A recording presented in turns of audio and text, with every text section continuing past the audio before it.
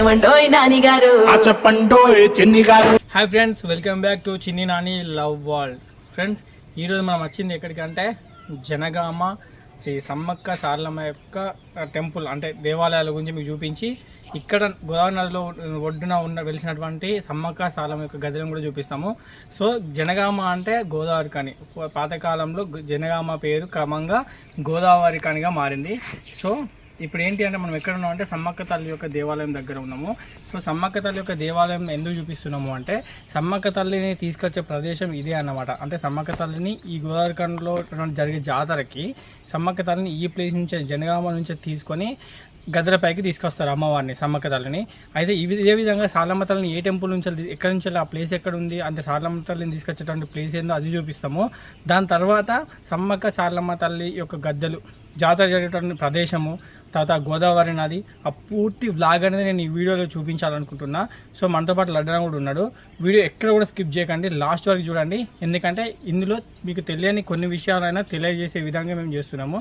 జాతర దగ్గరలో ఉంది కాబట్టి ఇప్పుడు ఏ విధంగా ఉంది, అక్కడ పనులు ఏ విధంగా జరుగుతున్నాయి అనేది పూర్తి అప్డేట్ ఇస్తాను.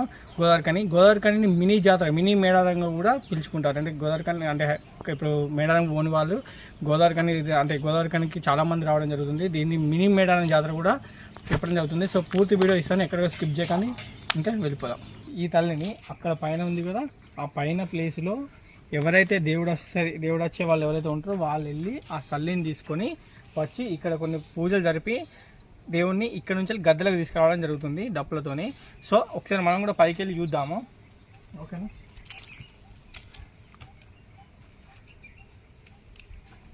సో ఫ్రెండ్స్, ఇప్పుడు మనము ఇక్కడ నుంచి సమ్మక్క తల్లిని ఏ ప్లేస్ నుంచి తీసుకెళ్తారు అనేది ఒకసారి చూడడానికి అయితే వెళ్దాము. మామూలుగా అయితే నేను ట్రై చేస్తాను చూపించడానికి. ఈ ప్లేస్ అంతా నీట్గా చేసారు.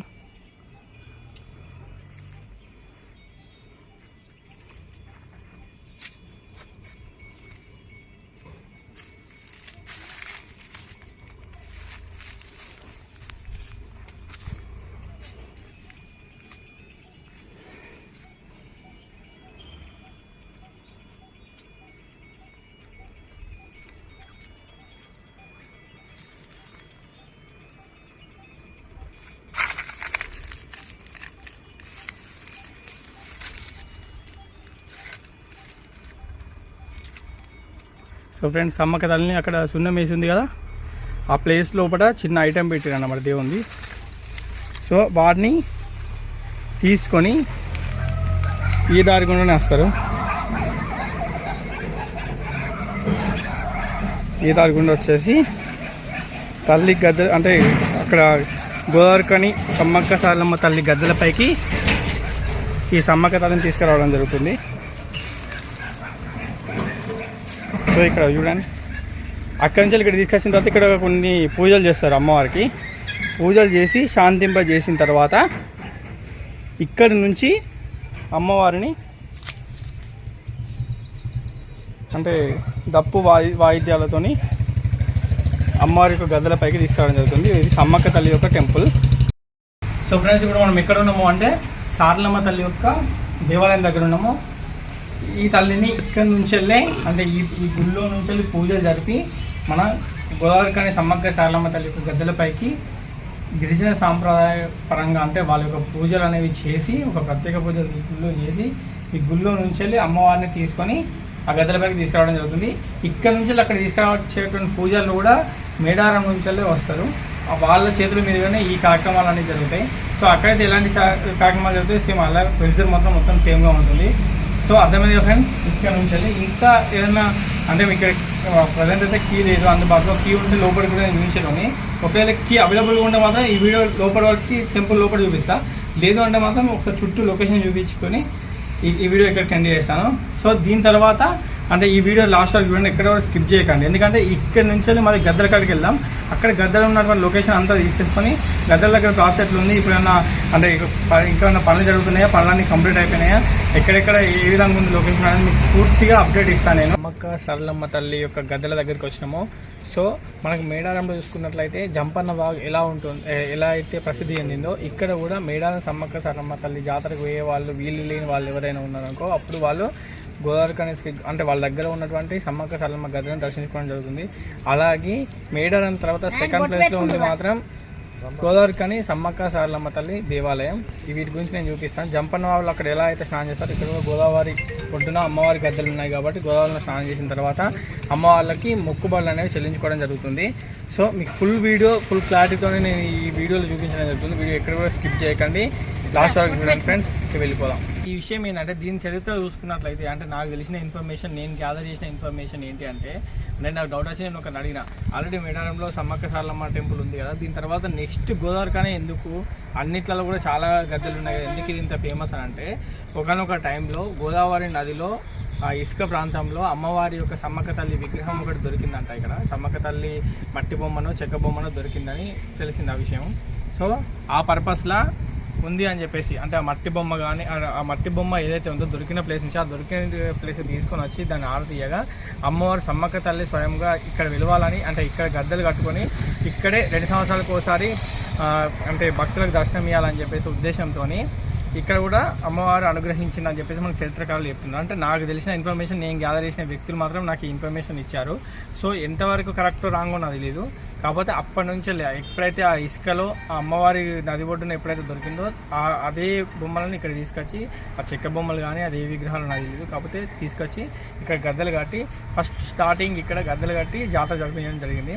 సో ప్రతి సంవత్సరానికి వృద్ధి చెందుతూ కూడా మినీ జాతర, మినీ మేడారంగా ప్రసిద్ధి చెందింది గోదావరి కానీ సమ్మక్క సారలమ్మ యొక్క దేవాలయం అన్నమాట. సో చాలామంది మేడారంకి వెళ్తారు, కానీ ఎవరో ఒకరు వెళ్ళని వ్యక్తులు ఎవరైతే ఉంటారో, ఇప్పుడు 2 ఇయర్స్కి ఒకసారి వెళ్ళాలని ఎవరు లేరు, 2 ఇయర్స్కి మొక్కులు ఉన్న వాళ్ళు వెళ్తారు. కానీ అలా వెళ్ళకుండా అమ్మవారి యొక్క మొక్కులు అనేవి ప్రతి ఏటా ఖచ్చితంగా సమర్పించాలనే ఉద్దేశంతో 2 ఇయర్స్ వాళ్ళకి అక్కడ వెళ్ళలేని సిచ్యువేషన్ ఉన్న వాళ్ళు ఏం చేస్తారు అంటే ఇక్కడ అమ్మవాళ్ళని దర్శించుకొని వాళ్ళ మొక్కులు అనేవి సమర్పించడం జరుగుతుంది. ఎందుకంటే ఎక్కడున్నా కూడా అమ్మవాళ్ళ అనుగ్రహం అయితే ఖచ్చితంగా అందరి మీద ఉంటుంది. సో ఇది మినీ జాతర. చాలామంది 5 లక్షల అంటే ఈ ఇయర్ 5 లక్షలు వచ్చింది అనుకోండి, నెక్స్ట్ ఇయర్ 7 lakhs, తర్వాత 9 lakhs, ఇట్లా భక్తులు పెరుగుతూనే ఉన్నారు. సో మేడారం తర్వాత నెక్స్ట్ అతి పెద్దగా వచ్చే పబ్లిక్ ఎక్కడ అంటే గోదావరి కనిలో ఉన్నటువంటి సమ్మక్క సారలమ్మ ఒక దేవాలయం. దీన్ని మొదట్లో అయితే మాత్రం 3 years 10 years 50 years బ్యాక్ అనుకో జనగామ సమ్మక్క సారలమ్మ దేవాలయంగా ఇది చాలా ప్రసిద్ధి చెందింది. అమ్మవారిని ఎక్కడ ఉన్నటువంటి అంటే దీనికి కొంచెం ఒక 5 kilometers దూరంలో ఉన్నటువంటి అమ్మవారికి సమ్మక్క గుడి ఉంది. ఇక్కడ కూడా చాలా వాళ్ళ గిరిజన సాంప్రదాయకంగా పూజలు జరుపుతారు.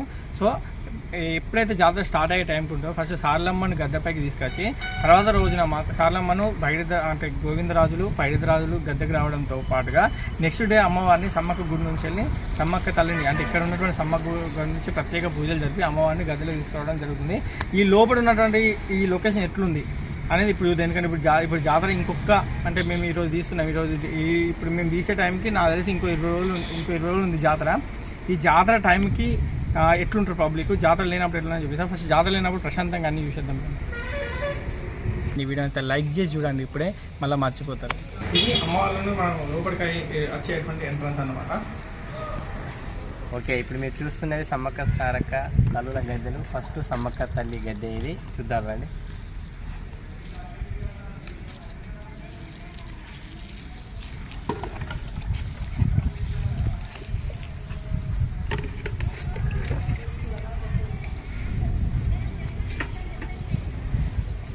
సమ్మక్క సారక్క గద్దెలు. ఇది సమ్మక్కది మొదటిది. అమ్మవారు ఫస్ట్ మనము ఇక లోపలికి ఎంటర్ అయిన తర్వాత మనకు మొదటగా దర్శనం ఇచ్చేటటువంటి గద్దె ఏదైతే ఉందో అంటే సమ్మక్క తల్లి యొక్క గద్దె. ఫస్ట్ తల్లి ఉంటుంది, తర్వాత వెనక సైడు బిడ్డ అంటే సారక్క తల్లి యొక్క గద్దె ఉంటుంది. అమ్మవారిని ఫస్ట్ ప్రశాంతంగా దర్శనం చేసుకోండి, ఎందుకంటే జాతర టైంలో మనం ఇక్కడ రావడానికి కూడా వీలు ఉండదు. అంటే ఇంత డిస్టెన్స్లో ఉన్న వెళ్ళి పంపించేస్తారు కాబట్టి ఫస్ట్ అమ్మవారిని దర్శనం చేసుకోండి. ఒకసారి చుట్టూ తిప్పండి.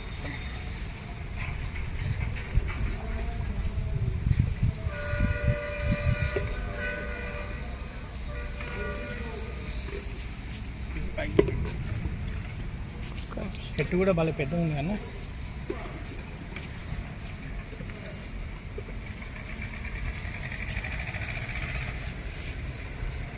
సమ్మక్క గద్దె అయిపోయింది కదా, నెక్స్ట్ దాని వెనకాల సారాలమ్మ గద్దె ఉంటుంది. వెళ్దాం పాండి. ఇప్పుడు ఇక్కడ అంతా వర్క్ జరుగుతుంది ఫ్రెండ్స్. అంటే మీకు వర్క్ జరుగుతుందంటే డిస్టర్బెన్స్ ఎంత ఏంటంటే ఇంకా జాతర టైంలోకి మేము వీడియో చేస్తే వీడియో తీయడానికి కూడా వీలుండదు. సో కాబట్టి ఇప్పుడన్నా మీకు అంటే ఎక్స్ప్లెనేషన్ ఇవ్వాలి, కొంచెం వీటి గురించి తెలవాలని చెప్పేసి ఉద్దేశంతో ఈ వీడియో నేను కంప్లీట్ బ్లాగ్ అమ్మవార్ల గురించి తీయడం జరుగుతుంది. దయచేసి అర్థం చేసుకోగలరు.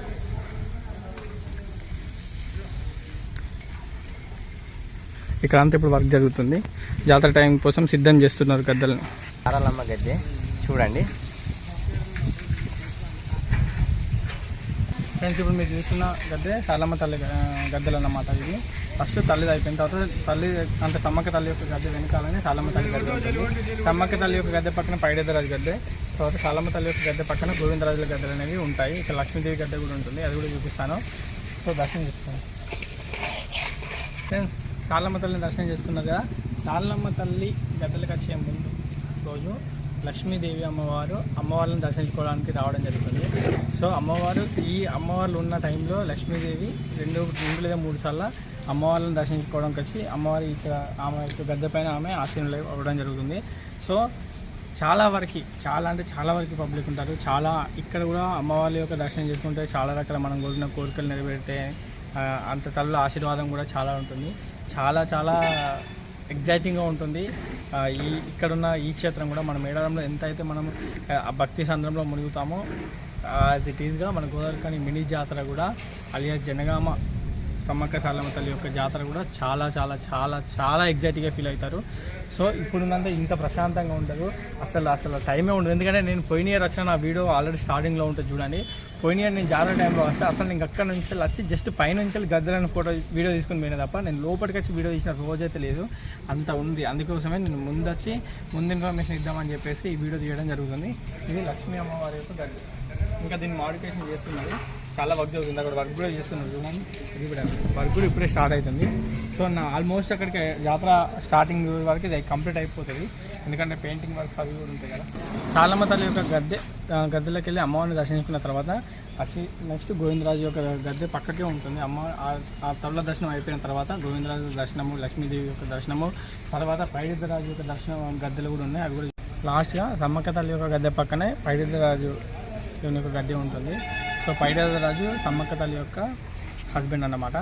సో జాతర ముందు రోజు అంటే జాతర స్టార్ట్ అయ్యే రోజు వీళ్ళ రాకతోనే స్టార్ట్ అవుతుంది. ఎవరితోని అంటే సారలమ్మ తల్లి, తర్వాత గోవిందరాజులు, తర్వాత పైడిద్దరాజులు, లక్ష్మీదేవి అమ్మవారు వీళ్ళందరితోనే ఇక్కడ జాతర అనేది మొదలు కావడం జరుగుతుంది. వీళ్ళ తర్వాతనే సమ్మక్క తల్లి నెక్స్ట్ డే రావడం జరుగుతుంది. లైక్ చేయండి, షేర్ చేయండి, కామెంట్ చేయండి, సబ్స్క్రైబ్ చేసుకోండి.